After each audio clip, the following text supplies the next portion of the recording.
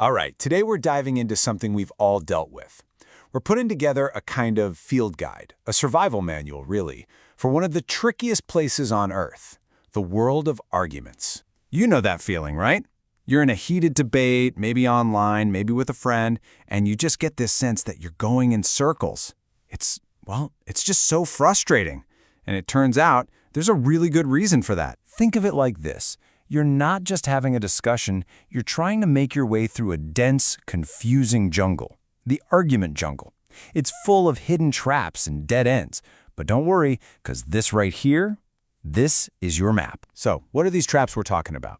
Well, they have a name, logical fallacies. And what they are, basically, are flawed arguments that look pretty good on the surface. They can even sound really convincing.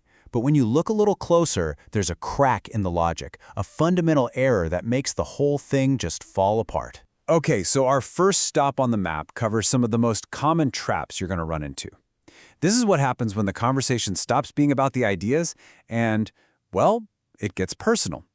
We're talking about attacks on the person, not the argument. First up is the absolute classic, the ad hominem attack. This is a pure and simple diversion. It's what happens when someone can't really challenge the logic of what you're saying, so instead, they attack you, your character, while you're saying it, or some other personal trait. It's a way of changing the subject from the idea to the individual. See, the whole trick here is to plant a seed of doubt. The sneaky, flawed idea is that an argument is automatically wrong just because of who's making it. It's a way of poisoning the well before anyone can even take a sip of the actual argument. And a very close relative of that is something called tu quo quo. It literally translates to you too. And this is the ultimate hypocrisy defense. Instead of dealing with what someone said, you just fire it right back at them. Just think about it for a second.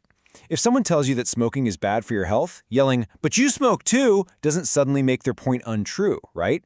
Whether they're a hypocrite or not has absolutely nothing to do with the fact that, yes, smoking is harmful. It's a total dot. Okay, let's move to the next part of our map. Now we're getting into arguments where the evidence itself is the problem. These fallacies are often less about what's being said and more about what's being left out. First up is a big one that you see literally everywhere, the hasty generalization. This happens when our brains take a dangerous shortcut. We take one tiny piece of evidence, often just a single personal experience, and we build a massive sweeping conclusion on top of it. This visual kind of says it all, doesn't it? Imagine you go to a new city, and the first person you meet is rude. A hasty generalization is taking that one single interaction, that tiny little sliver of the pie, and deciding that everyone from that entire city must be rude. You're making one data point do way too much work. And then there's its sneaky cousin, cherry picking.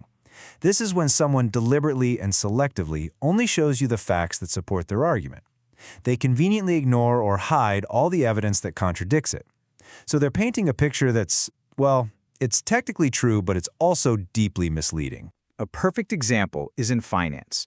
An advisor might try to sell you on a strategy by showing you the 3 times it made a fortune. But what they're not showing you are the dozens of times it lost money. That's not a real analysis, that's just cherry-picking the good stuff. For our final category, let's look at arguments where the internal logic is just broken. The pieces are all there, but the connection between point A and point B just doesn't stand up when you really look at it. Ah, the infamous straw man. It's so much easier to win a fight against a scarecrow than a real person, right? Well, that's exactly what this is. You take your opponent's real argument, twist it into a weaker, dumber version, a straw man, and then you knock that down instead. It looks like you won, but you never actually fought the real argument. So you can see the difference here. On one side, you have the actual, probably nuanced argument, and on the other, you have this twisted, simplified cartoon version of it. By attacking the weak caricature, you get to avoid dealing with the person's actual much stronger position. And next up, the slippery slope. This fallacy is all about fear. It claims that if we take one small, seemingly innocent step, it's going to set off an unstoppable chain reaction of terrible consequences. The problem? There's almost never any real evidence that this domino effect is actually going to happen. It's all about that massive, illogical leap. The argument kicks off with a small step, like, if we allow A, maybe it's legalizing marijuana, and then it just jumps through a bunch of imaginary hoops to land on this absolute disaster of a conclusion, then Z will happen, like the total collapse of society into hard drugs. It connects the start and end points without building any kind of logical bridge in between. Okay, so we've spotted the traps, we've navigated the jungle. Now comes the most important part. Let's talk about your new critical thinking toolkit. How do you actually use this map? And this is really the key to the whole thing. Learning to spot these fallacies isn't about being able to shout "gotcha" and win every argument. The real goal is to think more clearly ourselves and to have better, more productive, more honest conversations with other people. And the payoff is huge. Once you get this, you can think more critically about everything you see and hear. You can communicate your own ideas more effectively. You can see when someone is trying to manipulate you. And you can help steer debates toward a place of mutual respect. Honestly, it's like a superpower. So you have the map. You know your way around the argument jungle.